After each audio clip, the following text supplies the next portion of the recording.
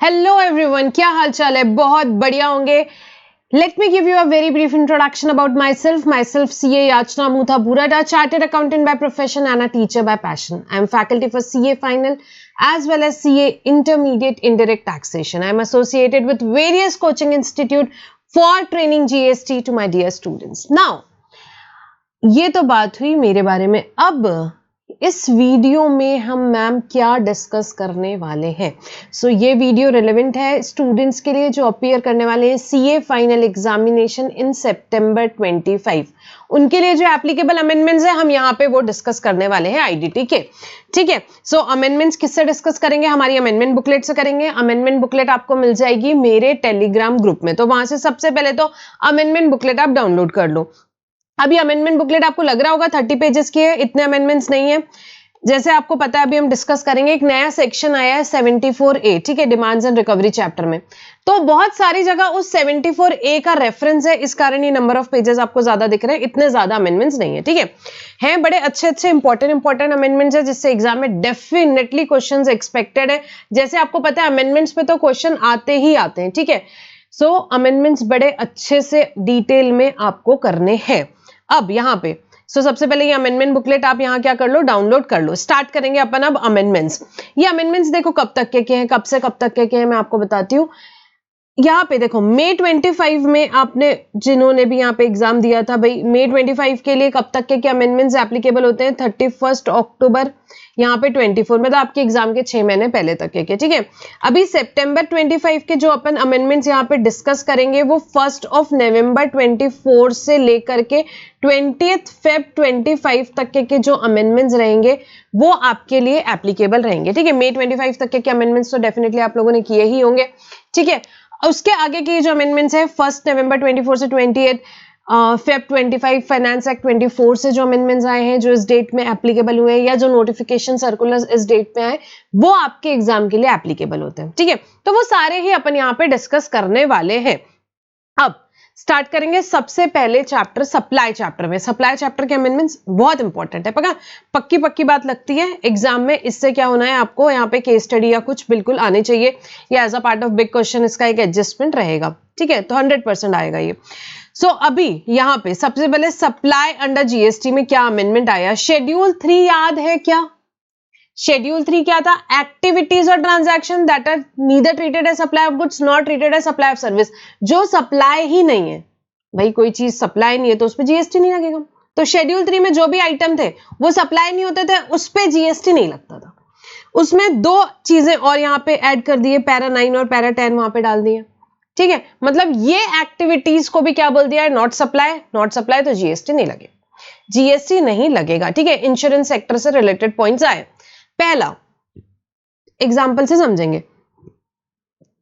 को insurance arrangements के case में आया है, को इंश्योरेंस अग्रीमेंट्स के केस में आया है. ठीक है. एग्जाम्पल से समझते हैं. एग्जाम्पल पे जाते हैं अपन इसके लिए. जैसे कि फॉर एग्जाम्पल कोई कंपनी है, मैन्युफैक्चरिंग कंपनी XYZ लिमिटेड, यहाँ पे उन्होंने क्या किया? फायर इंश्योरेंस पॉलिसी ली है. ठीक है. सभी लेते हैं इंश्योरेंस पॉलिसी, तो क्या बड़ी बात होगी सर. तो इन्होंने फायर इंश्योरेंस पॉलिसी ली, 100 करोड़ की फायर इंश्योरेंस पॉलिसी ली. ठीक है. और उस पे प्रीमियम कितना है? 10 लाख रुपए का प्रीमियम है. 10 लाख रुपए का यहाँ पे क्या हो रहा है? प्रीमियम है. अब ये इंश्योरेंस पॉलिसी यहाँ पे किसने दी भाई? मिल करके दी, जिसमें लीड इंश्योरर है यहाँ पे HDFC एर्गो. HDFC एर्गो क्या है? अपना लीड इंश्योरर है. और को इंश्योरर है यहाँ पे कौन? न्यू इंडिया एश्योरेंस कंपनी और नेशनल इंश्योरेंस कंपनी लिमिटेड. ठीक है. तो इन तीनों ने मिल करके पॉलिसी दी. को इंश्योरेंस अग्रीमेंट हुआ तीनों के बीच में, HDFC एर्गो के बीच में, न्यू इंडिया एश्योरेंस के बीच में, नेशनल इंश्योरेंस के बीच में को इंश्योरेंस एग्रीमेंट हुआ. और इन्होंने क्या करी भाई? रिस्क डिवाइड कर ली और मिल करके इंश्योरेंस किया. मिलके इंश्योरेंस किया कि भाई 60% रिस्क किसकी? HDFC एर्गो की फॉर एग्जांपल. 25% रिस्क किसकी होगी? न्यू इंडिया एश्योरेंस की रहेगी. और नेशनल इंश्योरेंस की कितनी रहेगी? 15% रिस्क रहेगी. ऐसा इनके बीच में एग्रीमेंट हुआ. इसे क्या बोलते हैं? को इंश्योरेंस एग्रीमेंट. ठीक है. मेन लीड इंश्योरर कौन है? HDFC Ergo. HDFC एर्गो को कंपनी XYZ ने 10 लाख रुपए का प्रीमियम पूरा प्रीमियम दे दिया. ठीक है. उसके बाद HDFC एर्गो ने क्या किया? 10 लाख में से 25% रिस्क किसकी? न्यू इंडिया एश्योरेंस की. उसको 2.5 लाख रुपए दे दिए यहाँ पे. और 1.5 लाख रुपए दे दिए किसको, नेशनल इंश्योरेंस को, उसकी 15% रिस्क है। अब कोई क्लेम आएगा तो रिस्क अपनी डिवाइडेड है, 60% एचडीएफसी की, बाकी 25% न्यू इंडिया की और नेशनल इंश्योरेंस की 15%। ठीक है, तो ये जो रेशो में इनका रिस्क डिवाइडेड है, उसी रेशो में इन्होंने क्या कर दिया, जो भी इंश्योरेंस का यहां प्रीमियम का पैसा आया उसका अपोर्शनमेंट कर लिया, उसका अपोर्शनमेंट कर लिया। अब ये ट्रांजैक्शन हुआ। अब इसमें जब 10 लाख रुपए का प्रीमियम कंपनी ने किसको दिया, कंपनी ने एक ही को दिया, लीड इंश्योरर को, एचडीएफसी एर्गो को 10 लाख रुपए दिए। 10 लाख रुपए पे जीएसटी किसने पे कर दिया, एचडीएफसी एर्गो ने गवर्नमेंट को पे कर दिया, गवर्नमेंट को पे कर दिया। तो बात यह है कि जब अगर एचडीएफसी एर्गो ने मतलब लीड इंश्योरर ने पूरा का पूरा जीएसटी गवर्नमेंट को दे दिया है, तो जब ये अपोर्शन करेगा पैसा 2.5 लाख रुपए और 1.5 लाख रुपए, तो उस केस में वापस से जीएसटी नहीं लगेगा। ये जो अपोर्शनमेंट है इस पे वापस से जीएसटी नहीं लगेगा, इसलिए इसको शेड्यूल 3 में डाल दिया। ये अपोर्शनमेंट की एक्टिविटी को क्या कर दिया इन्होंने, शेड्यूल 3 में डाल दिया कि जो लीड इंश्योरर और को इंश्योरर के बीच में ये पैसा अपोर्शन हो रहा है, इस पे जीएसटी नहीं लगेगा। शर्त ये है कि लीड इंश्योरर ने पूरे अमाउंट पे जीएसटी डिस्चार्ज कर दिया है, जीएसटी डिस्चार्ज कर दिया। तो ये 2.5 लाख रुपए और 1.5 लाख पे नहीं लगेगा, क्या मतलब भी नहीं था वापस लगाने का। ठीक है, ऑलरेडी 10 लाख पे गवर्नमेंट को 10 लाख पे पूरा जीएसटी मिल गया, प्रीमियम 10 लाख का था। तो ये इन्होंने क्या किया, शेड्यूल 3 में डाल दिया, शेड्यूल 3 में डाल दिया। देखो पॉइंट पढ़ेंगे अभी समझ में आएगा अच्छे से। एक्टिविटी ऑफ अपोर्शनमेंट ऑफ को इंश्योरेंस प्रीमियम, क्या एक्टिविटी है, अपोर्शनमेंट ऑफ को इंश्योरेंस प्रीमियम। अपोर्शन हो रहा है, को इंश्योरेंस प्रीमियम का अपोर्शनमेंट हो रहा है, किस किस के बीच में, लीड इंश्योरर और को इंश्योरर के बीच में, लीड इंश्योरर को इंश्योरेंस के बीच में, इंश्योरर के बीच में हो रहा है, अपन ने अभी देखा यहाँ पे। ठीक है, for insurance service jointly supplied by lead insurer and को इंश्योरर। ये इंश्योरेंस सर्विस कौन सप्लाई कर रहा है, जॉइंटली, तीनों मिलके सप्लाई कर रहे हैं, तीनों मिलके सप्लाई कर रहे हैं। ठीक है, to the insured in the coinsurance agreement, coinsurance agreement के अंदर ये तीनों मिलकर के यहाँ पे इंश्योर्ड को क्या दे रहे हैं, यहाँ इंश्योरेंस सर्विसेज दे रहे हैं। कंडीशन क्या है, lead insurer page the GST on entire amount, पूरे के पूरे अमाउंट पे लीड इंश्योरर ने जीएसटी गवर्नमेंट को पे करना चाहिए, और entire amount of premium paid bye insured.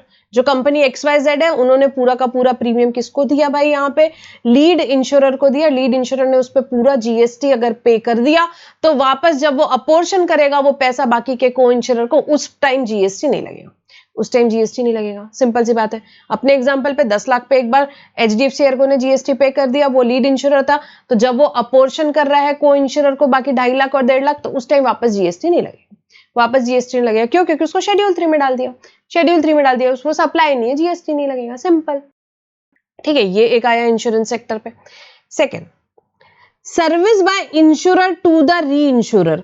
यहां पे किसकी बात हुई, इंश्योरर जो सर्विस दे रहा है किसको, री इंश्योरर को, री इंश्योरर को। ये देखो अब इसको भी एग्जांपल से समझेंगे।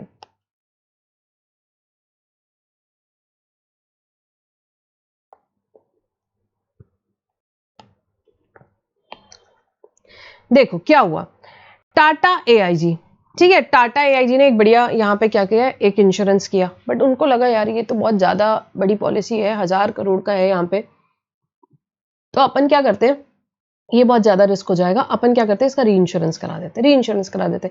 तो टाटा एआईजी ने इंश्योरर है, उन्होंने ले तो ली थी भाई 1000 करोड़ की पॉलिसी का यहाँ पे, पर उनको लगा कि बहुत ज्यादा रिस्क हो जाएगा भाई, अपन क्या करें यहाँ पे, अपन एक काम करते हैं, अपन एचडीएफसी एर्गो के पास जाते हैं, उनको बोलते हैं हमको री इंश्योरेंस कराना है।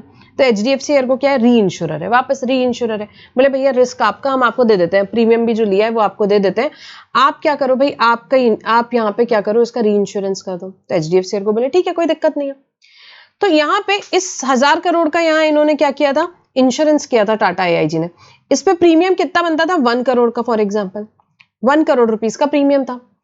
अब टाटा एआईजी ने एचडीएफसी एर्गो को बोला कि ठीक है आप री इंश्योरेंस कर दो, हम आपको पैसा भी दे देते हैं, बट हमने क्लाइंट लाया यार, काम तो किया ना, हमको भी कुछ तो मिलना चाहिए। तो एचडीएफसी एर्गो ने बोला बात तो सही है, काम तो आपने किया, तो आप एक काम करो 10 लाख रुपए का कमीशन रख लो इस पे। तो बोले ठीक है, सीडिंग कमीशन उसे बोलते हैं, क्या 10 लाख रुपए का सीडिंग कमीशन टाटा एआईजी ने रख लिया। तो फॉर एग्जांपल 1 करोड़ रुपए टाटा एआईजी को आए, टाटा एआईजी ने क्या किया, 10 लाख रुपए का अपना कमीशन डिडक्ट किया, 90 लाख रुपए किसको दे दिया, एचडीएफसी एर्गो को दे दिए, एचडीएफसी एर्गो को दे दिए। एचडीएफसी एर्गो कौन है, री इंश्योरर है, री इंश्योरर है। इन्होंने क्या किया, पूरे के पूरे 1 करोड़ पे गवर्नमेंट को जीएसटी दे दिया, गवर्नमेंट को पूरे के पूरे ट्रांजैक्शन का जो अमाउंट था 10, यहाँ पे कितना 1 करोड़ रुपए पे पूरा का पूरा जीएसटी गवर्नमेंट को दे दिया। तो क्या उस केस में 10 लाख पे वापस जीएसटी लगेगा? नहीं, वही बोला गवर्नमेंट ने कि ये सीडिंग कमीशन पे वापस से जीएसटी नहीं लगेगा, प्रोवाइडेड पूरे एंटायर अमाउंट पे री इंश्योरर ने जीएसटी पे कर दिया, जीएसटी पे कर दिया। तो गवर्नमेंट ने बोल दिया इस पे जीएसटी नहीं लगेगा भाई वापस, सिंपल सी बात है। ठीक है, तो डिपार्टमेंट ने बड़े सारे नोटिस भेज दिए थे, किसके लिए, किसको भेज दिए थे? ये इंश्योरर को भेज दिए थे कि भाई सीडिंग कमीशन पे जीएसटी पे करो। वो लोग पे ही नहीं कर रहे थे। जनरल प्रैक्टिस मार्केट में ऐसी थी कि री इंश्योरर पूरे अमाउंट पे जीएसटी पे कर देता था, इंश्योरर नहीं पे करता था। तो उन्होंने बोला भाई लॉजिकल सी बात है, पूरे 1 करोड़ पे जब आपको जीएसटी मिल गया है तो 10 लाख पे वापस क्यों चाहिए? तो गवर्नमेंट ने बोली बात तो सही है, बात तो सही है, तो फिर क्या करो भाई, शेड्यूल 3 में डाल दो, शेड्यूल 3 में डाल दो कि भाई नॉट सप्लाई, तो जीएसटी नहीं लगेगा, जीएसटी नहीं लगेगा। और कंडीशन डाल दी कि भाई पर इन्होंने पूरा का पूरा अमाउंट पे जीएसटी पे करना चाहिए। ठीक है, तो देखो क्या बात हुई यहां पे, services by insurer to reinsurer. यहां जो टाटा एआईजी सर्विस दे रहा है, किसको सर्विस दे रहा है? एचडीएफसी एर्गो को यहां पे। ठीक है, जिसके लिए क्या लिया उसने? सीडिंग कमीशन लिया या री इंश्योरेंस कमीशन, उसको बोल दो सीडिंग कमीशन या reinsurance, is deducted from reinsurance premium paid by the insurer to the reinsurer. उसने डिडक्ट कर लिया ना भाई, 1 करोड़ उसके पास आया, 10 लाख रुपए का अपना कमीशन डिडक्ट करके 90 लाख रुपए आगे एचडीएफसी वाले को दिए। तो जो इंश्योरर ने क्या किया? डिडक्ट किया सीडिंग कमीशन या री इंश्योरेंस कमीशन, जो भी उसको बोलो, जो डिडक्ट किया उस पे क्या नहीं लगेगा? उसको सप्लाई नहीं बोला, उस पे जीएसटी नहीं लगेगा। कंडीशन क्या है? That GST is paid by reinsurer on the gross insurance premium payable. Condition सिर्फ इतनी सी है कि जीएसटी पे कर देना चाहिए, किसने? री इंश्योरर ने, पूरे अमाउंट पे। ठीक है, so GST is paid by reinsurer on the gross insurance premium payable by insurer to reinsurer inclusive of ceding commission. ठीक है, यहां पे पूरे अमाउंट पे अगर क्या कर दिया है, यहां पे री इंश्योरर ने अमाउंट क्या कर दिया? जीएसटी पे कर दिया है, तो सीडिंग कमीशन या री इंश्योरेंस कमीशन पे इंश्योरर को वापस जीएसटी पे करने की जरूरत नहीं है, जरूरत नहीं है। गवर्नमेंट को फायदा भी नहीं था। ठीक है, जीएसटी पे करवाते हैं, वो आईटीसी लेता, कोई मतलब नहीं, गवर्नमेंट ने शेड्यूल 3 में डाल दिया। तो री इंश्योरर ने जब पूरे अमाउंट पे क्या कर दिया है? जीएसटी पे कर दिया है, जीएसटी पे कर दिया है, उस केस में वो कमीशन जो डिडक्ट किया इंश्योरर ने, उस पे वापस जीएसटी पे करने की जरूरत नहीं है। ठीक है, तो री इंश्योरेंस के केस में ये पॉइंट आया। तो दो चीजें थी, एक को इंश्योरेंस एग्रीमेंट के लिए यहाँ पे पैरा 9 इंसर्ट किया गया, और पैरा 10 किसके लिए? री इंश्योरर के केस में पैरा 10 यहाँ पे इंसर्ट किया गया। ठीक है, तो दोनों अरेंजमेंट्स को यहाँ पे गवर्नमेंट ने ले लिया इंश्योरेंस सेक्टर के। सो ये आए शेड्यूल 3 में, मतलब कि ये सप्लाई नहीं है, इस पे जीएसटी नहीं लगेगा। ठीक है, वापस जीएसटी नहीं लगेगा क्योंकि ऑलरेडी पूरे अमाउंट पे जीएसटी पे कर दिया गया है। सो ये शेड्यूल 3 का अमेंडमेंट आया। नेक्स्ट एक क्लैरिफिकेशन आया भाई, किसके लिए आया? यहाँ पे जो रेगुलेटेड एंटिटीज है, मतलब कि बैंक हो गया, ये लिख लो यहाँ पे पहले, बैंक, एनबीएफसी, ये जो बैंक हो गए, एनबीएफसी हो गए, ये लोग पेनल चार्जेस लगाते हैं, जो पेनल चार्जेस जो लगाते हैं उस पर जीएसटी लगेगा क्या? ठीक है, अब ये जैसे एग्जाम में अपने ये पहला वाला पॉइंट भी पढ़ा शेड्यूल 3, इसमें केस स्टडी टाइप बना के दे देंगे, तो आपको बताने का सप्लाई नहीं है, इस पे जीएसटी नहीं लगना है। अब ये इसमें भी सेम बात आ रही है, किसकी बात कर रहे हैं अब अपन? रेगुलेटेड एंटिटीज, बैंक हो गया, एनबीएफसी, ये जो पेनल चार्जेस लगाते हैं उस पे जीएसटी लगेगा क्या? उस पे जीएसटी लगेगा क्या? अब पेनल चार्जेस क्यों लगाते हैं कि भाई अब आपने लोन लिया, आप कंप्लाई नहीं कर रहे हो टर्म से, तो पेनल चार्जेस लगेंगे ना भाई, लगाते हैं वो पेनल चार्जेस, तो क्या उस पे जीएसटी लगेगा कि नहीं? बात ये कंक्लूजन बता दूं, कभी एग्जाम में ऐसा दिया रहा है, penal charges levied by regulated entities in compliance with RBI direction, उस पे जीएसटी नहीं लगाना, नो जीएसटी। यहाँ पे शॉर्ट में दिया हुआ है लास्ट में पॉइंट, नो जीएसटी। अब इसका लॉजिक क्या है वो समझो, तो एग्जाम में दिया तो अपने को इस पे जीएसटी नहीं लगाने का है। बात ये हुई, देखो एक पहले सर्कुलर पड़ा था लिक्विडेटेड डैमेजेस पे, जो सर्कुलर आया था लिक्विडेटेड डैमेजेस पे, उस पे क्या बात हुई थी भाई? कॉन्ट्रैक्ट हम एंटर क्यों करते हैं? परफॉर्मेंस के लिए एंटर करते हैं, ब्रीच के लिए तो एंटर नहीं करते, ब्रीच के लिए तो एंटर नहीं करते। ठीक है, तो लिक्विडेटेड डैमेजेस के केस में क्या बात हुई थी कि भाई उसको कंसिडरेशन नहीं मानेंगे, और किस चीज के लिए? फॉर टॉलरेटिंग एनी एक्ट और सिचुएशन, और उस पे जीएसटी नहीं लगेगा, it is not taxable, it is not consideration, not taxable. Liquidated damages का सर्कुलर ऑलरेडी अपन ने पढ़ा हुआ है। ठीक है, उन्हीं लाइंस पे इन्होंने क्या बोला है, जो पेनल चार्जेस लगा रही है रेगुलेटेड एंटिटीज, मतलब बैंक, एनबीएफसी, ये जो पेनल चार्जेस लगा रहे हैं इन compliance with RBI direction, RBI की डायरेक्शंस को फॉलो करते हुए ये जो पेनल चार्जेस लगा रहे हैं वो क्या है? वो एक्चुअली ब्रीच के लिए लगा रहे हैं, breach of terms of contract. आपने ब्रीच किया, आपने लोन लिया था, बात हुई थी ये टर्म्स पे, आपने उसका ब्रीच किया, इसके लिए लगाया वो, that is for the breach of terms of contract. तो इसीलिए गवर्नमेंट ने क्या बोला कि इस पे भी जीएसटी नहीं लगाया जाएगा, इस पे भी जीएसटी नहीं लगाया जाएगा। No GST is payable on penal charges levied by regulated entities in compliance with RBI direction for non-compliance with material terms and conditions of the loan। जो भी terms and conditions है, आपने लोन की तोड़ी, इसके लिए penal charges लगाया, ठीक है, वो breach of terms of contract के लिए लगाया गया है, तो उसको भी सेम ट्रीटमेंट दिया जाएगा जैसे कि लिक्विडेटेड डैमेजेस के लिए था। तो मतलब इस केस में भी क्या बोल दिया इन्होंने बोल दिया कि भाई इस पे जीएसटी नहीं लगेगा। सो जो भी पेनल चार्जेस लगा रहे हैं बैंक, एनबीएफसी, तो उस केस में क्या बोल दिया उन्होंने, भाई इस पे नो जीएसटी। सिंपल बात ये याद रखनी है अपने को, ये याद रखनी है, ठीक है। तो ये एक क्लैरिफिकेशन आया, सप्लाई चैप्टर में इतने ही अमेंडमेंट्स है। नेक्स्ट चैप्टर में आएंगे चार्ज ऑफ जीएसटी। सबसे पहले लेवी वाले चैप्टर में अपन ने क्या पढ़ा था, याद है क्या, सेक्शन 9 लेवी ऑफ सीजीएसटी, ठीक है। और सेक्शन 5 ऑफ आईजीएसटी एक्ट किसकी बात करता था, levy of IGST, levy of IGST. दोनों सेक्शंस काफी हद तक सिमिलर थे विद फ्यू डिफरेंसेस। सेक्शन 9 किसकी बात करता था, भाई सीजीएसटी लगेगा इंट्रास्टेट सप्लाईज में। सेक्शन 5 किसकी बात करता था, आईजीएसटी लगेगा इंटरस्टेट सप्लाईज में, ठीक है। तो ये अपनी बात हुई थी, और दोनों भी सेक्शन से क्या बोला था, alcoholic liquor for human consumption को बाहर कर दिया था, ठीक है। जीएसटी नहीं लगेगा किस पे, alcoholic liquor for human consumption. क्यों, क्योंकि उसको जीएसटी से बाहर किया हुआ, क्योंकि उसको जीएसटी से बाहर किया, लेवी सेक्शन से, 9(1) से भी, 5(1) से भी। So alcoholic liquor for human consumption पे जीएसटी नहीं लगता था, ये बात तो ऑलरेडी हुई थी। अब जो उसका रॉ मटेरियल होता है alcoholic liquor for human consumption का, ईएनए मतलब अनड्यूनेटेड एक्स्ट्रा न्यूट्रल एल्कोहल, ईएनए, और rectified spirit use for manufacture of alcoholic liquor for human consumption, इसको भी लेवी सेक्शन से बाहर कर दिया, मतलब इस पे भी जीएसटी नहीं लगेगा। सो ईएनए पे पहले जीएसटी लगता था, बट अब जीएसटी उस पे नहीं लगेगा। क्यों, क्योंकि उसको भी लेवी सेक्शन से बाहर कर दिया, जैसे alcoholic liquor for human consumption को किया था। अब क्या बोल दिया, भाई ईएनए जो किस चीज के लिए यूज हो रहा है, for manufacture of alcoholic liquor for human consumption, उस पे भी जीएसटी नहीं लगेगा, नहीं लगेगा। क्योंकि दिक्कत हो रही थी ना भाई, आप समझो यहाँ alcoholic liquor for human consumption पे जीएसटी नहीं लगता था, मतलब आउटपुट पे जीएसटी नहीं, रॉ मटेरियल पे जीएसटी लग रहा है। तो फिर जो बेचारा alcoholic liquor for human consumption का यहाँ पे काम कर रहा है, उसके क्या दिक्कत आ रही थी, भाई वो आईटीसी तो ले नहीं सकता, क्या करेगा आईटीसी, क्या आउटपुट तो है नहीं जीएसटी का। तो ये मुश्किल बात थी, तो इसलिए गवर्नमेंट ने क्या कर दिया कि भाई इसके रॉ मटेरियल पे भी जीएसटी नहीं लगेगा। ईएनए जो होता है रॉ मटेरियल भी होता है, इसमें ऑलमोस्ट 96% क्या होती है भाई, यहाँ पे अल्कोहल ही होता है ये, ठीक है। कुछ लोग डायरेक्टली भी कंज्यूम करते हैं, कुछ ये मैन्युफैक्चरिंग ऑफ अल्कोहल के लिए भी यूज होता है, तो इसलिए इस पे भी जीएसटी नहीं लगेगा।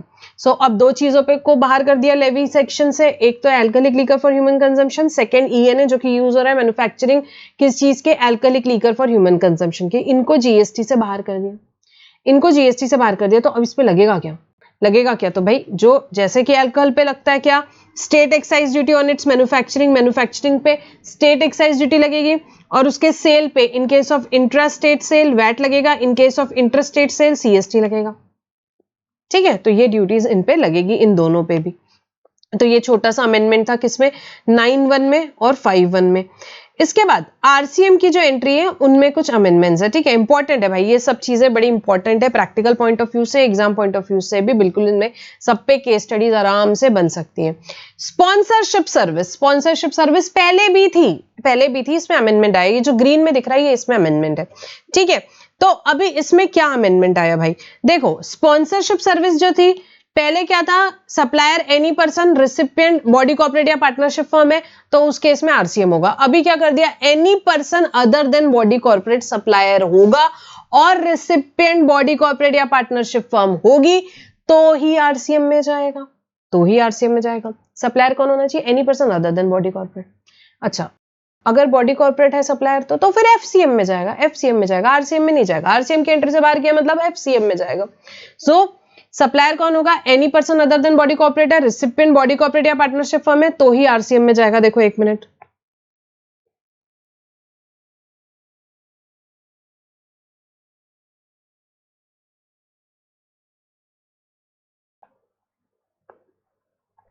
ये देखो, अगर supplier any person other than body corporate है, रिसिपिएंट बॉडी कॉर्पोरेट या पार्टनरशिप फर्म है लोकेटेड इन टैक्सेबल टेरिटरी तो आरसीएम है। तो आरसीएम है, सिर्फ ये एक केस में आरसीएम है, ठीक है। अगर सप्लायर आपका बॉडी कॉर्पोरेट है तो नहीं चलेगा ना, any person other than body corporate होना चाहिए। सप्लायर बॉडी कॉर्पोरेट है तो एफसीएम में चले जाएगा, ठीक है। Supplier any person other than body corporate है, बट रिसिपिएंट कोई और पर्सन है, मतलब बॉडी कॉर्पोरेट या पार्टनरशिप फर्म नहीं है, तो उस केस में क्या हो जाएगा भाई, एफसीएम लग जाएगा। एफसीएम लग जाएगा अगर सप्लायर रजिस्टर्ड है तो, सप्लायर रजिस्टर्ड है तो एफसीएम लग जाएगा, आरसीएम नहीं लगेगा। देखो अब एग्जाम्पल से समझो। देखो सबसे पहले तो ये बात समझो, स्पॉन्सरशिप सर्विस के केस में सप्लायर कौन रहेगा, रिसिपिएंट कौन रहेगा। देखो कोई भी चीज हो, फॉर एग्जाम्पल आप मोबाइल खरीदने के लिए जाते हो, आपने मोबाइल के पैसे जिसको दिए वो सप्लायर है, आपको मोबाइल मिला, आप रिसिपिएंट हो, ठीक है। सिमिलरली स्पॉन्सरशिप के केस में भी क्या होता है, फॉर एग्जाम्पल ए ने यहाँ पे क्या किया है भाई, यहाँ पे ए ने स्पॉन्सरशिप के लिए पे किया है किसको, बी को। बी कौन है, एक इवेंट मैनेजमेंट कंपनी है, for example event management company है, स्पोर्ट्स इवेंट यहाँ पे ऑर्गेनाइज करी, तो ए ने बी को 10 लाख रुपए दिए, पैसा किसको मिल रहा है, बी को। तो बी कौन हो गया, supplier. Supplier of sponsorship service कौन है, बी, और रिसिपिएंट ऑफ स्पॉन्सरशिप सर्विस कौन है, ए, ठीक है। ये समझ में आया। अब ये देखो, अब अपन ने देखा यहाँ पे अगर बॉडी कॉर्पोरेट सप्लायर है आपका तो फॉरवर्ड चार्ज, यहाँ पे any person other than body corporate आपका सप्लायर है और रेसिपिएंट बॉडी कॉर्पोरेट या पार्टनरशिप फर्म है तो आरसीएम, ठीक है। एग्जांपल देखो, फॉर एग्जांपल सप्लायर कौन है, XYZ लिमिटेड, मतलब body corporate, recipient ABC limited. भाई सप्लायर बॉडी कॉर्पोरेट है तो उस केस में क्या हो जाएगा, एफसीएम हो जाएगा। सप्लायर आपका मिस्टर एक्स है, ठीक है। सप्लायर कौन है आपका, मिस्टर एक्स है, any person other than body corporate. Recipient कौन है, body corporate ABC limited, RCM में जाएगा। रिसिपिएंट ABC लिमिटेड को टैक्स पे करना रहेगा।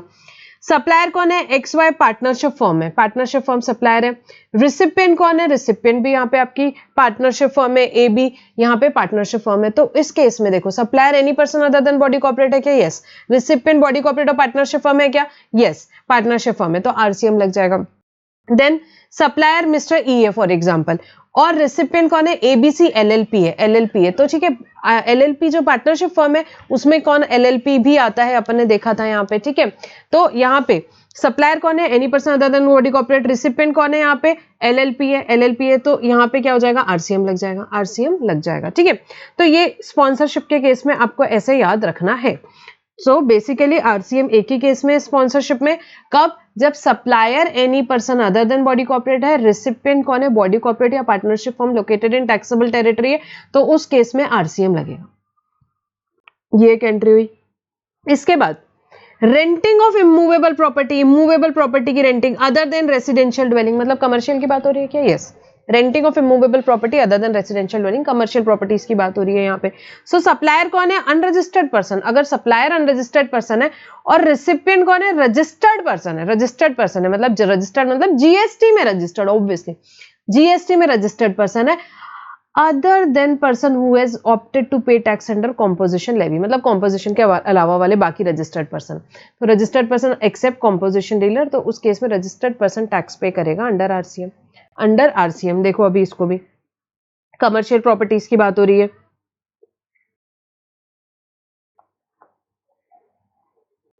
देखो सप्लायर कौन है, सप्लायर अगर अनरजिस्टर्ड पर्सन है, सप्लायर अगर रजिस्टर्ड रहेगा तो फिर ये एंट्री लगती नहीं, रजिस्टर्ड है तो फिर एफसीएम ही लगेगा, फॉरवर्ड चार्ज ही लगेगा। सप्लायर अनरजिस्टर्ड है और रेसिपिएंट रजिस्टर्ड है अदर देन कॉम्पोजिशन डीलर, तो ही आरसीएम लगेगा। सप्लायर अनरजिस्टर्ड है, रेसिपिएंट कॉम्पोजिशन डीलर है, तो फिर भाई उस केस में टैक्सेबल नहीं है, क्योंकि सप्लायर ही रजिस्टर्ड नहीं है ना, आरसीएम लगता नहीं, सप्लायर रजिस्टर्ड नहीं है तो टैक्स नहीं लगेगा, ठीक है। तो ये 3 पॉसिबिलिटी इसमें हो सकती है। सो कमर्शियल प्रॉपर्टी के केस में अगर सप्लायर रजिस्टर्ड पर्सन है तो वही टैक्स पे करेगा अंडर एफसीएम, बट अगर सप्लायर अनरजिस्टर्ड है, रेसिपिएंट रजिस्टर्ड है अदर देन कॉम्पोजिशन डीलर, तो आरसीएम में रेसिपिएंट को टैक्स पे करना पड़ेगा, बट रेसिपिएंट कॉम्पोजिशन डीलर है तो फिर इट इज नॉट टैक्सेबल, ठीक है। नेक्स्ट ये हो गया। अब एक क्लैरिफिकेशन आया, आरसीएम की तो ये 2 एंट्रीज में ही अमेंडमेंट है। नेक्स्ट क्लैरिफिकेशन आया किसके लिए, ईसीओ के लिए आया। ईसीओ के केस में देखो, जो 95 वाले ईसीओ है, याद है क्या, जो जिसमें क्या होता है, सर्विसेज नोटिफाइड होती है अंडर सेक्शन 95, उनकी लायबिलिटी होती है टैक्स पे करने की अंडर सेक्शन 95। तो अब 2 पॉसिबिलिटी भाई, एक तो वो सर्विसेज जो 95 में नोटिफाइड है उस केस में उनको टैक्स पे करना है as if they are the supplier, याद है वो रेस्टोरेंट था, ओला उबर, वो सब है ना, एक तो वो चीज है। दूसरी चीज, खुद भी कुछ अपनी सर्विसेज सप्लाई कर सकता है भाई वो, खुद भी अपनी सर्विसेज सप्लाई कर सकता है इलेक्ट्रॉनिक प्लेटफॉर्म से, जिसके लिए वो क्या चार्ज करेगा, प्लेटफॉर्म फीस, कमीशन, ये सब कुछ। अब ये जो खुद सर्विसेज प्रोवाइड कर रहा है, खुद की सर्विसेज के लिए इनपुट और इनपुट सर्विसेज भी प्रोक्योर करेगा, ठीक है, और उसका आईटीसी भी लेगा, उसका आईटीसी भी लेगा। अब देखो डाउट क्या आया, डाउट ये आया, इशू क्या आया कि जो ईसीओ जिनको 95 में टैक्स पे करना है, क्या उनको आईटीसी रिवर्स करना पड़ेगा, क्या उनको आईटीसी रिवर्स करना पड़ेगा, सवाल ये आया। ऑन इनपुट सर्विसेज क्या उनको आईटीसी रिवर्स करना पड़ेगा। तो पहले भी एक क्लैरिफिकेशन आया था रेस्टोरेंट सेक्टर में, आपको याद हो तो, उसमें गवर्नमेंट ने क्या बोला था, गवर्नमेंट ने बड़ा क्लियरली बोला था कि भाई कोई आईटीसी रिवर्स करने की जरूरत नहीं है, ECO shall not be required to reverse ITC, और पूरा का पूरा जो 95 में टैक्स पे करना है वो कैश में पे करना है, उसके लिए आप आईटीसी यूज वैसे भी नहीं कर सकते, पूरा का पूरा पेमेंट आपको कैसे करना है, कैश में करना है, कैश में करना है। तो ये रेस्टोरेंट के लिए क्लैरिफिकेशन आया था, गवर्नमेंट ने बोला ये सारों पे अप्लाई होता है, 95 वाले जो भी सप्लाईज है सब पे ये अप्लाई होता है, सारी सर्विसेज पे ये अप्लाई होता है। तो सारे केसेस में बात क्या हुई, सारे केसेस में बात ये हुई, एक तो आपको कोई भी आईटीसी रिवर्स करने की जरूरत नहीं है, आप ईसीओ, आप सर्विसेज सप्लाई कर रहे हो अंडर सेक्शन 95, आपको कोई भी आईटीसी रिवर्स करने की जरूरत नहीं है, पूरा का पूरा लायबिलिटी आपको कैश में पे करना है। कैश में कैसे पे करोगे, only through electronic cash ledger आप पे करोगे। उसके बाद में जो भी आप क्रेडिट अवेल कर रहे हो इनपुट सर्विसेज पे, वो आप किस चीज के लिए यूज कर सकते हो, आप अपनी जो भी आपके सप्लाईज है उसके लिए वो क्रेडिट यूज कर सकते हो, बट 95 वाली लायबिलिटी डिस्चार्ज करने के लिए नहीं कर सकते। तो बड़ी सिंपल सी बात है, दो चीजें हैं कि 95 के केसेस में आईटीसी रिवर्स करने की जरूरत नहीं है, 95 की लायबिलिटी पूरी की पूरी कैश में पे करना है, पर वो अपनी खुद की कोई सर्विसेज यहाँ पे सप्लाई कर रहा है, उसके लिए वो आईटीसी यूज कर सकता है, उसके लिए वो आईटीसी यूज कर सकता है, बस इतनी सी बात है, ठीक है। ये एक क्लैरिफिकेशन आया। उसके बाद डीडीए, दिल्ली डेवलपमेंट अथॉरिटी, क्या इनको लोकल अथॉरिटी बोल सकते हैं क्या?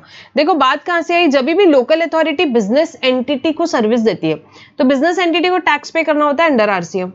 तो अब सवाल ये आया, डीडीए को लोकल अथॉरिटी बोल सकते हैं क्या? तो इन शॉर्ट आपको याद यही रखना है, डीडीए लोकल अथॉरिटी नहीं है, क्योंकि उसके डेफिनेशन में वो फिट नहीं होती है, ठीक है। लोकल अथॉरिटी में क्या आती है, या तो म्युनिसिपल कमेटी आती है, या जिला परिषद आता है, डिस्ट्रिक्ट बोर्ड आता है, या कोई भी अथॉरिटी जो कि लीगली एंटाइटल्ड है, यहाँ पे इंटरेस्टेड है, किससे, गवर्नमेंट से, सेंट्रल गवर्नमेंट या स्टेट गवर्नमेंट से, जिसके पास कंट्रोल या मैनेजमेंट है यहाँ पे किसका, म्युनिसिपल और लोकल फंड का, म्युनिसिपल या लोकल फंड का, ठीक है। तो ये सब आते हैं लोकल अथॉरिटी की डेफिनेशन में। डीडीए, दिल्ली डेवलपमेंट अथॉरिटी, ये कहीं भी फिट नहीं होती है, तो वो लोकल अथॉरिटी नहीं है। तो ठीक है, कभी एडजस्टमेंट एग्जाम में आया तो लोकल अथॉरिटी नहीं है, लोकल अथॉरिटी नहीं है ये, ठीक है। सो आरसीएम पे भी नहीं जाएगा obviously. So it has been clarified that DDA cannot be treated as local authority, आपको इतना याद रखना है कि डीडीए लोकल अथॉरिटी नहीं है, ठीक है। उसके बाद सिंपल सा, अब देखो बहुत सारी जगह ये आएगा, 74A सेक्शन अपन पढ़ेंगे, 74A का रेफरेंस बहुत सारी जगह आएगा, तो ये वाले सेक्शन में भी जैसे कोई चेंज नहीं है 10(5) में,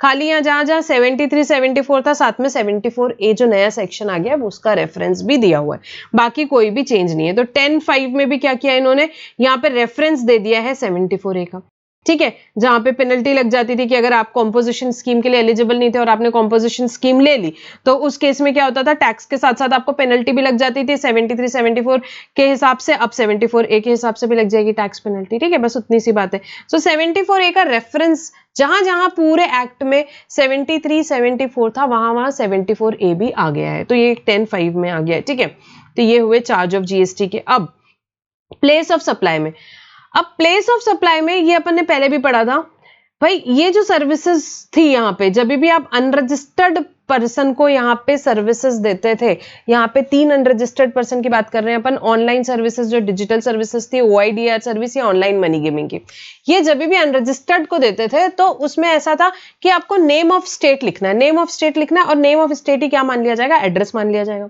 एड्रेस मान लिया जाएगा। तो ये तो गवर्नमेंट ने पहले ही बोला था, लोगों ने सोचा ये ऑप्शन है, तो गवर्नमेंट ने अभी क्या क्लियर करी, गवर्नमेंट ने बोला ऑप्शन नहीं है, मैंडेटरी है भाई, नेम ऑफ द स्टेट लिखने बोल रहे हैं तुमको। हम क्यों लिखने बोल रहे हैं भाई, अब तुम सामने वाले का नेम ऑफ द स्टेट लिखोगे, उसके बेसिस पे क्या होगा, देखो प्लेस ऑफ सप्लाई का जो डिफॉल्ट सेक्शन है वो लग जाएगा 12(2)(b). 12(2)(b) के हिसाब से क्या है, जहां पे अनरजिस्टर्ड पर्सन को हम यहाँ पे क्या देते हैं, यहाँ पे अनरजिस्टर्ड पर्सन को सर्विस दे रहे हैं, तो उस केस में क्या हो जाता है, अगर आपके पास एड्रेस है तो लोकेशन ऑफ रिसिपिएंट, अगर एड्रेस नहीं है तो लोकेशन ऑफ सप्लायर, तो अभी एड्रेस रहेगा तो location of recipient place of supply हो जाएगा। प्लेस ऑफ सप्लाई हो जाएगा, ठीक है। और उसके हिसाब से भाई गवर्नमेंट को पैसा तो उसके हिसाब से डिवाइड होगा ना, प्लेस ऑफ सप्लाई जहां से भी होगा। तो यहाँ पे गवर्नमेंट ने क्या बोला कि भाई आपको नेम रिसिपिएंट का एड्रेस लिखना, यहाँ पे स्टेट का नाम लिखना कंपलसरी है। ये तीनों केसेस में जब स्टेट का नाम लिखोगे उसी को एड्रेस मान लिया जाएगा, उसको एड्रेस मान लिया जाएगा, मतलब address of recipient is available. तो प्लेस ऑफ सप्लाई क्या हो जाएगी 12(2)(b) के हिसाब से, लोकेशन ऑफ रिसिपिएंट जब भी अनरजिस्टर्ड पर्सन को दे रहे हैं, ठीक है। प्लेस ऑफ सप्लाई वो रिसिपिएंट का एड्रेस हो जाएगा, रिसिपिएंट के स्टेट को शेयर जाएगा गवर्नमेंट का वो 50%, ठीक है। अभी क्या हो रहा था, ये लोग एड्रेस नहीं लिख रहे तो फिर वो सप्लायर का स्टेट प्लेस ऑफ सप्लाई हो जा रहा था। तो गवर्नमेंट ने बोला ऐसा नहीं, हमने तुमको बोला ये तीनों केसेस में रिसिपिएंट का एड्रेस लिखना मैंडेटरी है, ऑप्शन नहीं है। हमने तुमको एड्रेस लिखना बोला तो तुमको लग रहा है ऑप्शन है, नहीं, हम क्लैरिफाई कर रहे हैं कि ये तुमको लिखना कंपलसरी है। किसकी बात करी, सभी ऑनलाइन सर्विसेज में, डिजिटल सर्विसेज में, OIDR सर्विसेज और ऑनलाइन मनी गेमिंग, ये जब भी अनरजिस्टर्ड पर्सन को आप दे रहे हो तो एड्रेस लिखना जरूरी है।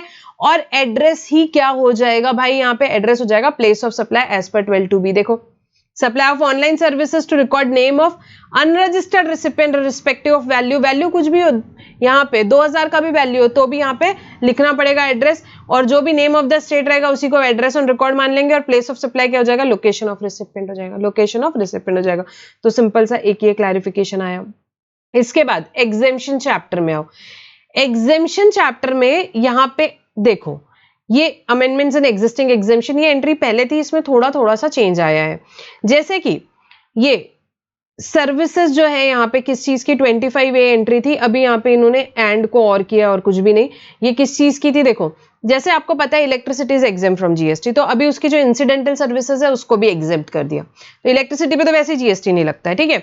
सो अब जो भी इंसिडेंटल सर्विसेज है, जैसे कि metering equipment on rent, rent पे आप इक्विपमेंट ले रहे हो, टेस्ट कर रहे हो मीटर, ट्रांसफॉर्मर्स, कैपेसिटर्स, रिलीज कर रहे हैं न्यू इलेक्ट्रिसिटी कनेक्शन, उसके लिए चार्जेस हैं, shifting of meter, server line, issuing duplicate bills, तो ये सारी सर्विसेज एग्जेम्प्ट है। ये क्या है सर्विसेज, दीज आर इंसिडेंटल और एंसिलरी। इंसिडेंटल एंसिलरी यहाँ पे सर्विसेज है व्हाट रिगार्डिंग ट्रांसमिशन और distribution of electricity provided by electricity transmission और डिस्ट्रीब्यूशन यूटिलिटीज। सो ये इंसिडेंटल एंसिलरी सर्विसेज है ट्रांसमिशन और डिस्ट्रीब्यूशन ऑफ इलेक्ट्रिसिटी से रिलेटेड। ये क्या कर दी गई इन्होंने, जो कौन प्रोवाइड कर रहा है, इलेक्ट्रिसिटी ट्रांसमिशन डिस्ट्रीब्यूशन यूटिलिटी, ये एग्जेम्प्ट कर दी गई है। तो इसमें कुछ भी नहीं है, ये ऑलरेडी थी एंट्री, इसमें ये एंड था, उसको उन्होंने करेक्ट करके और कर दिया, और कुछ भी नहीं, ट्रांसमिशन और डिस्ट्रीब्यूशन कर दिया, ठीक है। तो ये एग्जेम्प्ट है GST से। उसके बाद एंट्री नंबर 69, ये लास्ट टाइम ये एंट्री आई थी, इसमें ये भूल गए थे एक चीज डालना, तो ये इन्होंने अभी डाल दी।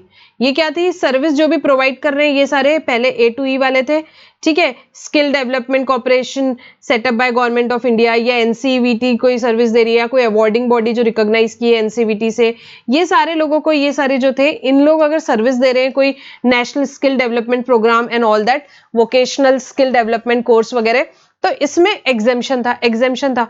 अब इन्होंने ये training partner approve by national skill development corporation को डालना भूल गए। अब बहुत सारे ट्रेनिंग पार्टनर अप्रूव्ड हैं जो कि ये सारी सर्विसेज यहाँ पे दे रहे हैं, तो उनको गवर्नमेंट ने नोटिस वगैरह भेज दी, तो फिर इसके लिए ये एंट्री अभी डाली, ठीक है। तो जो भी ट्रेनिंग पार्टनर अप्रूव्ड है नेशनल स्किल डेवलपमेंट कॉर्पोरेशन से, अगर वो भी ये 1 2 3 सर्विसेज प्रोवाइड कर रहे हैं तो क्या हो जाएगी, एग्जेम्प्ट हो जाएगी। तो एग्जेम्प्ट हो जाएगी, तो खाली एक ये छोटा सा इसमें अमेंडमेंट है। नेक्स्ट देखो, सर्विस ऑफ इंश्योरेंस, इंश्योरेंस की सर्विस कौन प्रोवाइड कर रहा है, मोटर व्हीकल एक्सीडेंट फंड जो प्रोवाइड कर रहा है उसको यहाँ पे क्या किया गया, एग्जेम्प्ट किया गया। नई एंट्री लेकर के आए भाई, ठीक है। किससे कर रहे हैं वो, against contribution made by insurers. देखो इसको एग्जाम्पल से समझो, होता क्या है, जैसे कि मिस्टर ए है, इन्होंने यहाँ पे क्या किया भाई, इंश्योरेंस करवाया इनकी गाड़ी का, ठीक है। तो जब नेशनल इंश्योरेंस से कराया उन्होंने 1000 रुपए इंश्योरेंस प्रीमियम लिया, ठीक है, थर्ड पार्टी इंश्योरेंस प्रीमियम लिया 1000 रुपए। अब यहाँ पे नेशनल इंश्योरेंस को या कोई भी इंश्योरेंस कंपनी को मैंडेटरी होता है मोटर व्हीकल एक्सीडेंट फंड में कंट्रीब्यूट करना एक अमाउंट, ठीक है। तो फॉर एग्जांपल 10 रुपए यहाँ पे जो वो कंट्रीब्यूट करेंगे, ये फंड किसके लिए यूज होता है, generally hit and run cases, मतलब कि कोई गाड़ी से मार के चले गया तो फिर उसको गवर्नमेंट क्या करती है, कंपनसेशन देती है आउट ऑफ दिस फंड, ठीक है। तो यहाँ पे ये जो फंड है ये गवर्नमेंट का मोटर व्हीकल एक्सीडेंट फंड, इसमें से कंट्रीब्यूशन वो देती है। किसको देती है? ये एक्सीडेंट विक्टिम को देती है, जैसे कि 1 लाख रुपए दिए किसी को, यहाँ पे मिस्टर जेड है, उनको यहाँ पे किसी ने मार के चले गया, गाड़ी से हिट एंड रन केस हो गया, तो उस केस में गवर्नमेंट उनको फंड यहाँ पे देती है, पैसे किससे? मोटर व्हीकल एक्सीडेंट फंड जो है उससे देती है। इसमें पैसा कहां से आता है? इंश्योरेंस कंपनी पैसे देती है। इंश्योरेंस कंपनी कहां से लेकर के आती है? कोई भी थर्ड पार्टी इंश्योरेंस प्रीमियम जब वो कलेक्ट करी है, 1000 रुपए कलेक्ट करी, इसमें से 10 रुपए किस चीज का रहेगा? मोटर व्हीकल एक्सीडेंट फंड का रहेगा, वो कॉन्ट्रीब्यूट कर देंगे यहाँ पे गवर्नमेंट को, कंट्रीब्यूट कर देगी गवर्नमेंट को। तो बात क्या आई भाई, इस जो सर्विस है इस पे जीएसटी नहीं लगेगा। ये यहाँ 10 रुपए पे भी नहीं लगेगा, ये 1 लाख रुपए जो है इस पे भी जीएसटी नहीं लगेगा, ठीक है। तो ये जो 1 लाख रुपए दे रहे हैं इस पे जीएसटी नहीं लगेगा। देखो, सर्विस ऑफ इंश्योरेंस, इंश्योरेंस की सर्विस कौन प्रोवाइड कर रहा है? मोटर व्हीकल एक्सीडेंट फंड जो दे रहा है यहाँ पे, constituted under motor vehicle act, against contribution made by insurer. वो कैसे दे रहे हैं इंश्योरेंस की सर्विस, कैसे पैसे दे पा रहे हैं? कॉन्ट्रीब्यूशन उनको कौन दे रहा है? इंश्योरर दे रहा है, इंश्योरेंस कंपनी दे रही है, out of premium collected for third party insurance of motor vehicle. कहां से प्रीमियम कलेक्ट किया? थर्ड पार्टी से कलेक्ट किया, थर्ड पार्टी से कलेक्ट किया, और कॉन्ट्रीब्यूशन किसको किया? यहाँ पे मोटर व्हीकल एक्सीडेंट फंड में किया। तो मोटर व्हीकल एक्सीडेंट फंड क्या कर रही है? जो सामने पैसे दे रही है वो यहाँ पे इंश्योरेंस सर्विस जो कर रही है, ये क्या है? एग्जेम्प्ट है जीएसटी से, इस पे जीएसटी नहीं लगेगा, इस पे जीएसटी नहीं लगेगा, ठीक है। तो ये एक आई। इंश्योरर की डेफिनेशन बताइए, कोई खास बात नहीं है, इंश्योरर में कौन कौन आएगा, ठीक है। Not important from exam point of view, एक बार रीड करना है तो कर लो भले। इंडियन इंश्योरेंस कंपनी आएगी, कोई भी बॉडी जो स्टैब्लिश की है पार्लियामेंट ने इंश्योरेंस बिजनेस करने के लिए, वो आएगी। इंश्योरेंस कोऑपरेटिव सोसाइटी आएगी, या कोई फॉरेन कंपनी आएगी। ये चारों को क्या बोला? इंश्योरर के डेफिनेशन में आएंगे, ठीक है, not very important. Next clarification आया, किस पे आया कि भाई जो भी यहाँ पे जीएसटी की एप्लीकेबिलिटी पे, किस पे? फैसिलिटी मैनेजमेंट सर्विसेज जो किसको प्रोवाइड की जा रही है? म्युनिसिपल कॉर्पोरेशन ऑफ दिल्ली, ठीक है, MCD, municipal corporation of Delhi को जो फैसिलिटी मैनेजमेंट सर्विसेज प्रोवाइड की जा रही है, उस पे बात है कि भाई इस पे जीएसटी लगेगा कि नहीं लगेगा, जीएसटी लगेगा कि नहीं लगेगा, ठीक है। तो जो भी फैसिलिटी मैनेजमेंट एजेंसीज हैं वो एमसीडी को सर्विसेज दे रही है, तो उस पे जीएसटी लगेगा कि नहीं? तो इन शॉर्ट बताऊं तो इस पे जीएसटी लगेगा, इट इज टैक्सेबल, ठीक है। अब इस पे सवाल क्या आया? सवाल ये आया, क्या ये एग्जेम्पशन अगर इसका 3A में एग्जेम्प्ट होगी? 3A क्या था? याद है कि वो कॉम्पोजिट सप्लाई, ठीक है, जो भी गुड्स या सर्विसेज का कॉम्पोजिट सप्लाई, जिसमें गुड्स का पोर्शन कितना है? नॉट मोर देन 25% है। तो उस केस में क्या हो जाती थी भाई, यहाँ पे सर्विसेज जो भी आप गवर्नमेंट को दे रहे हो वो एग्जेम्प्ट होती थी, वो एग्जेम्प्ट होती थी। किस चीज? कोई एक्टिविटी अगर किससे रिलेटेड है, यहाँ पंचायत के अंदर आर्टिकल 243G है, या म्युनिसिपैलिटी के अंडर आर्टिकल 243W, तो ही एग्जेम्प्ट होती थी, तो ही एग्जेम्प्ट होती थी। तो अब फैसिलिटी मैनेजमेंट क्या क्या सर्विसेज देता है एमसीडी को? जैसे कि हाउस कीपिंग की सर्विस दे दी, सिविल मेंटेनेंस की सर्विस दे दी, कुछ फर्नीचर वगैरह मेंटेनेंस की सर्विसेज दे दी, ये सारी चीजें दे दी, हॉर्टिकल्चर की दे दी। तो ये किस चीज के लिए देते हैं? उनके ऑफिस के अपकीप के लिए दे रहे हैं, उनके ऑफिस के यहाँ पे अपकीप के लिए, ऑफिस के हाउस कीपिंग मेंटेनेंस वगैरह की सर्विसेज दे रही। तो ये these are not supplied in relation to function performed interested to municipality under article 243W। ये सारी सर्विसेज कोई भी इसलिए नहीं दी जा रही क्योंकि वो उनके कोई फंक्शन जो परफॉर्म कर रहे हैं वो आर्टिकल 243W उसके अंदर, तो इसके लिए ये 3A वाली एंट्री में कवर नहीं होगा एग्जाम्पशन। 3A वाली एंट्री में कवर नहीं होगा एग्जाम्पशन, तो क्या टैक्सेबल हो जाएगा भाई, टैक्सेबल हो जाएगा, टैक्स लग जाएगा। सो क्या क्लैरिफिकेशन है भाई? जीएसटी लगेगा किस पे? जो फैसिलिटी मैनेजमेंट एजेंसी सर्विसेज दे रही है एमसीडी को, वो टैक्सेबल होगी, उस पे जीएसटी लगेगा। सिंपल सा क्लैरिफिकेशन ये आया, ठीक है।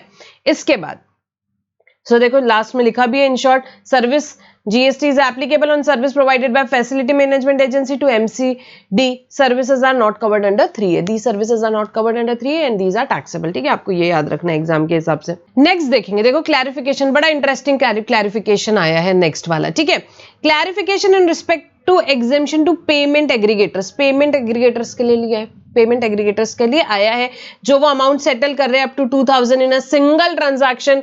जो भी ट्रांजैक्शन हुआ है, चाहे क्रेडिट कार्ड से हुआ हो, चाहे डेबिट कार्ड से हुआ हो, चाहे कोई भी कार्ड से हुआ हो, ठीक है, तो उसके लिए क्लैरिफिकेशन आया। अब एंट्री 34 थी, याद है क्या? एंट्री 34, रुको एक मिनट, मैं डायग्राम ओपन करती हूँ इसका। देखो एंट्री 34 में क्या था, एक बार समझो पहले, फिर अभी क्या आया है वो देखेंगे, ठीक है। सो ये तो अपन ने पहले भी देखा था। अगर आप गए कोई मॉल में, आपने बढ़िया शॉपिंग वॉपिंग करी, ठीक है, 1000, 1500, 2000 रुपए तक की 2000 रुपए तक की बात हो रही है, ठीक है। तो आपने 2000 रुपए तक की शॉपिंग करी मॉल से, आपने पेमेंट कर दिया किससे? क्रेडिट कार्ड से पेमेंट कर दिया, डेबिट कार्ड से पेमेंट कर दिया, कोई भी कार्ड से पेमेंट कर दिया। अब ये जो बैंक है, एक्वायरिंग बैंक बोला है, सो एक्वायरिंग बैंक जो है, ये जो 2,000 रुपए सेटल करेगा मॉल का, फ्री में तो करेगा नहीं, चार्जेस लेगा।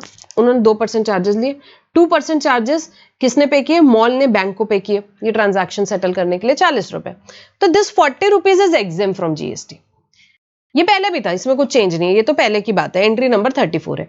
एक्वायरिंग बैंक जो भी यहाँ पे सेटल करता था उसके लिए जो पैसे लेता था अप टू 2,000 रुपीज, यहाँ पे उसमें जो भी चार्जेस लगते थे उस पे जीएसटी एग्जेम्प्ट था, उस पे जीएसटी एग्जेम्प्ट था। अब क्या बात आई यहाँ पे?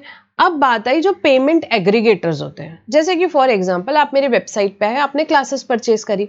अब आपने जब क्लासेस परचेज करी, आपने तो यहाँ पे क्रेडिट कार्ड से, डेबिट कार्ड से, जिससे भी पेमेंट किया, आपने जो पेमेंट किया डायरेक्टली मेरे अकाउंट में नहीं आएगा, बीच में पेमेंट एग्रीगेटर है, इंस्टामोजो, रेजर पे, ठीक है, इनके पास में जाएगा और फिर ये सेटल करके मेरे को पैसा देंगे। ठीक है, देखो डायग्राम से समझेगा। Customer makes payment using card और यूपीआई। आप कस्टमर हो, आपने क्या किया यहाँ पे? कार्ड, यूपीआई, किसी से भी पेमेंट किया। पेमेंट एग्रीगेटर ने किया यहाँ पे, इंस्टामोजो, रेजर पे, जिसने भी। पेमेंट एग्रीगेटर ने यहाँ पे कहाँ जाएगा? उनके एस्क्रो अकाउंट में ये पैसा जाएगा, उनके एस्क्रो अकाउंट में जाएगा। The payment aggregator receives the payment into an escrow account. Escrow account में जैसे ही पैसा आ गया उनके, उसके बाद में आरबीआई टाइमलाइन देती है उनको, 1 दिन 2 दिन, जो भी within the RBI specified timelines the PS settles the payment to merchant. वो 1-2 दिन में मेरे अकाउंट में पैसा आ जाता है, पैसा आ जाता है। क्योंकि भाई पेमेंट सेटलमेंट का काम ये करते हैं, इसके लिए आरबीआई इनको रेगुलेट करती है, आरबीआई इनको रेगुलेट करती है। अब ये तो ट्रांजैक्शन कैसे होता है वो मैंने बताया। अब क्लैरिफिकेशन क्या आया?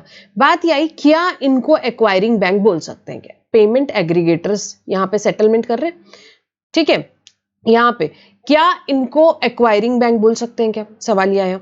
तो एक्वायरिंग बैंक की डेफिनेशन देखते हैं अपन, 1 मिनट। ये देखो, पहले एग्जामिशन एंट्री क्या थी 34 देखते हैं, और एक्वायरिंग बैंक क्या थी। और यस, उनको एक्वायरिंग बैंक बोला। देखो 34 में अपन ने अभी जो देखा डायग्राम में, एग्जामिशन पहले जो डायग्राम देखा, it provides exemption to service by acquiring bank. Acquiring bank जो सर्विस दे रहा है किसी भी पर्सन को 2,000 रुपए तक के ट्रांजैक्शन को सेटल करने के लिए, चाहे वो क्रेडिट कार्ड से हुआ हो, चाहे वो डेबिट कार्ड से हुआ, चाहे कोई भी कार्ड से हुआ, वो एग्जेम्प्ट होता है, एग्जेम्प्ट होता है। एक्वायरिंग बैंक में कौन आता है? बैंकिंग कंपनी आती है, बैंक्स आते हैं, फाइनेंशियल इंस्टीट्यूट्स आते हैं, एनबीएफसी आती है, या any other person who makes payment to any person who accepts such card। कोई भी पर्सन आता है जो कि पेमेंट करता है किसी भी पर्सन को जो कार्ड एक्सेप्ट करता है। मतलब मैं कार्ड एक्सेप्ट कर रही हूं, मेरे को इंस्टामोजो पे कर रहा है, तो वो भी एक्वायरिंग बैंक में आ जाएगा। तो इस लास्ट पार्ट ऑफ डेफिनेशन पे उन्होंने, गवर्नमेंट ने क्लैरिफाई किया कि पेमेंट एग्रीगेटर भी एक्वायरिंग बैंक कहलाएगा। ये देखो, payment aggregator fall under the definition of acquiring bank. Yes, वो एक्वायरिंग बैंक है। किस कैटेगरी में? Any person who makes payment to the person who accept such card. कौन है वो एनी पर्सन? जो कि पेमेंट कर रहा है एनी पर्सन को जो कि कार्ड एक्सेप्ट कर रहा है। मैं कार्ड एक्सेप्ट कर रही हूं, ठीक है, तो एक्वायरिंग बैंक में आ जाएंगे। सो एक्वायरिंग बैंक में आ जाएंगे तो एग्जेम्पशन मिल जाएगा। तो 2,000 रुपए तक के का ट्रांजैक्शन आप कर रहे हो, ठीक है, और यहां पे कौन है? पेमेंट एग्रीगेटर है, वो सेटल कर रहा है ट्रांजैक्शन, तो 2,000 रुपए तक के का ऊपर जो भी चार्जेस रहेंगे उस पर जीएसटी नहीं लगेगा। देखो, PF falls within the definition of acquiring bank given in the explanation to exemption entry as they make payment to merchant who accept the cards।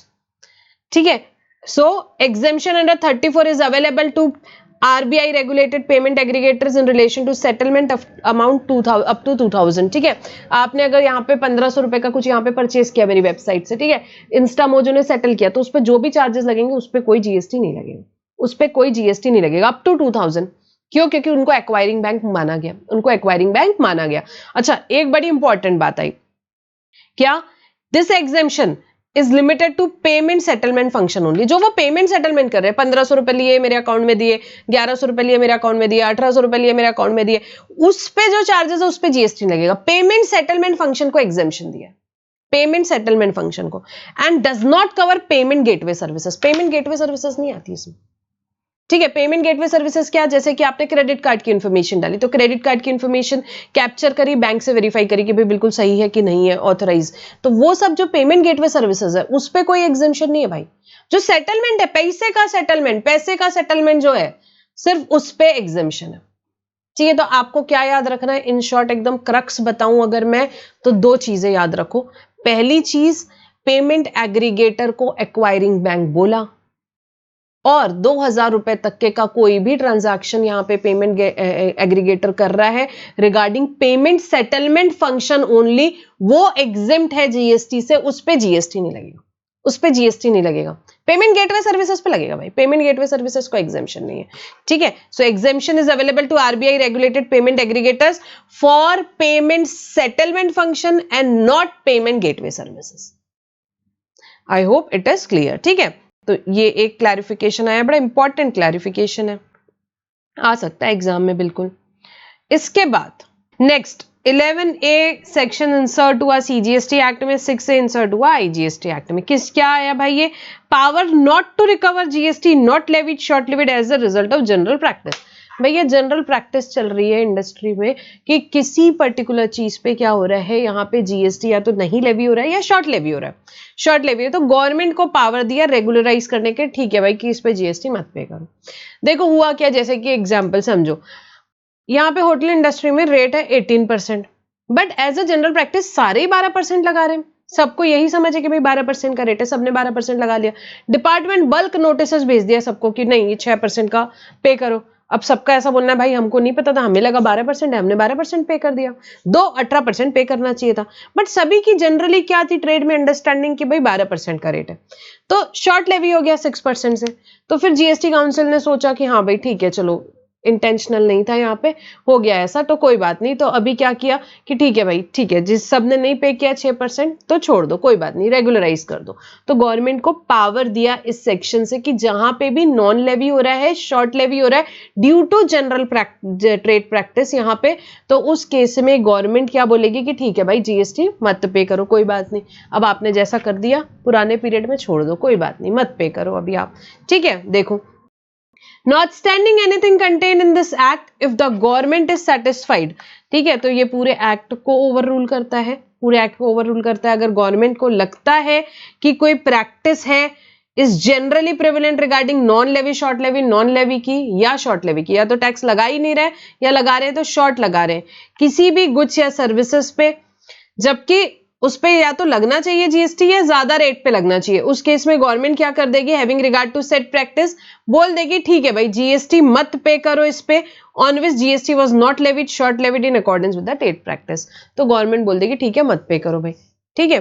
तो अब जैसे कि जो अपन ने एग्जांपल लिया, अब क्या हुआ कि 3-4 साल के नोटिस भेज दिए सबको बहुत सारी, तो उस केस में गवर्नमेंट ने क्या बोला कोई बात नहीं अभी मत पे करो, मत पे करो आप, ठीक है। तो गवर्नमेंट को पावर देता है, ये सेक्शन पावर देता है जहां भी नॉन लेवी हो रहा है, जहां भी शॉर्ट लेवी हो रहा है due to general trade practice, उस पे इसमें गवर्नमेंट को पावर है कि गवर्नमेंट बोल सकती है कि ठीक है मत पे करो GST. So it empowers government to regularize non levy short levy due to any general practice prevalent in trade, ठीक है। तो 11A डाला सीजीएसटी एक्ट में, 6A डाला आईजीएसटी एक्ट में, ठीक है। ये एग्जेम्पशन चैप्टर के हुए अपने सारे अमेंडमेंट्स। सो यहां तक कि हमारे एग्जेम्पशन चैप्टर के अमेंडमेंट्स हुए। अमेंडमेंट्स हम कर रहे हैं, अमेंडमेंट बुकलेट से आपके पास नहीं है तो प्लीज टेलीग्राम ग्रुप पे जाओ, वहां पे आपको अमेंडमेंट बुकलेट मिल जाएगी, आप वहां से डाउनलोड कर सकते हैं। अब इसके आगे के जो चैप्टर्स हैं इसका हम नेक्स्ट वीडियो आएगा, उसमें सारे अमेंडमेंट्स हम यहाँ पे विद डिटेल एग्जांपल्स के साथ में कवर करने वाले हैं, ठीक है। सो यहाँ तक कि हमारा अमेंडमेंट्स का डिस्कशन हम स्टॉप करते हैं। एंड वीडियो अच्छा लगा है तो लाइक करो, सब्सक्राइब करो चैनल और शेयर करो अपने फ्रेंड्स के साथ, ठीक है। So thank you for now.